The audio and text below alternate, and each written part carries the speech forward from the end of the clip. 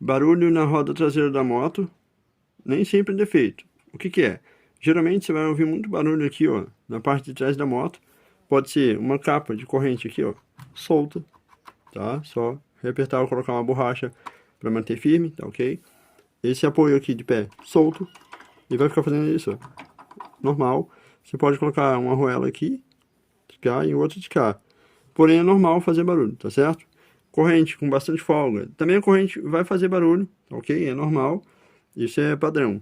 Mas se tiver com bastante barulho mesmo, pode ser folga ou precisando para você ajustar a roda traseira da moto para trás, tá ok? Então o alinhamento da roda da moto aqui faz todo sentido, tá ok? Então alinha a roda da moto, muitas vezes o barulho diminui, tá certo? Ou a borracha que tem aqui, um coxim, tá? Na Bis tem.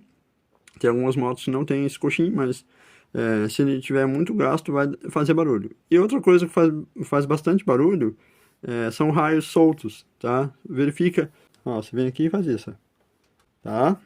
E vê se tá bambo, com folga, tá bom? No mais pode ser alguma linha, alguma coisa que tá na roda da moto aí, é bom parar e tirar, tá certo?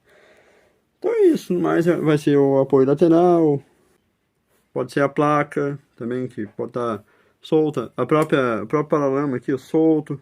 Tá? A lanterna da moto pode estar solta. Então, alguma coisa no baú, se tiver baú aqui ou na moto, tudo mais.